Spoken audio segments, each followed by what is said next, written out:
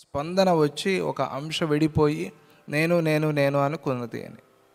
అంటే ఇది భ్రమతో అనుకున్నది కాబట్టి ఆ భ్రమ పోతే నేను ఆ శుద్ధ జ్యోతిని, ఆ శుద్ధ స్వరూపాన్ని, పరమాత్మనై ఉన్నాను అని వాడికి తెలుస్తుంది. అనంత శక్తి తనలో నిండుతుంది. ఇప్పుడు అల్పశక్తితో ఉన్నాడు. నేను ఈ పని చేయగలను, ఇది చదివాను, ఈ ఉద్యోగం చేయగలను, నేను ఇది అంతవరకు మాత్రమే ఉన్నాడు. ఇదే అనంత శక్తి మనలో నిండితే, అందుకనే మహాత్ములు పెద్ద పెద్ద పనులు చాలా తేలిగ్గా సులభంగా చేసేస్తున్నారు. చాలామంది చూసి 50 ఏళ్లలో స్వామీజీ ఇంత చేశారా అండి అని అంటారు.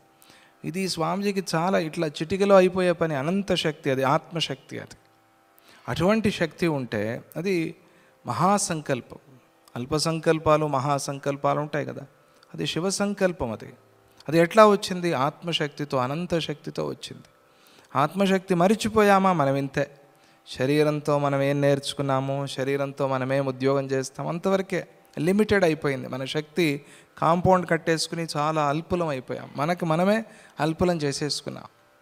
ఎవరు అల్పులు చేయలేదు. అందువల్ల ఆధ్యాత్మికంలో ప్రవేశిస్తే, ఆధ్యాత్మిక మార్గంలో ఉంటే అనంత శక్తి మనలో వస్తుంది. ఆ అనంత శక్తితో ఎటువంటి పనులు చేస్తాం? అఖండమైన పనులు, అంటే ఊహకు అందని పనులు, ఊహాతీతమైన కార్యాలు చేసే శక్తి మనలో ఆత్మ చైతన్యం వల్ల, ఆత్మశక్తి వల్ల వస్తుంది.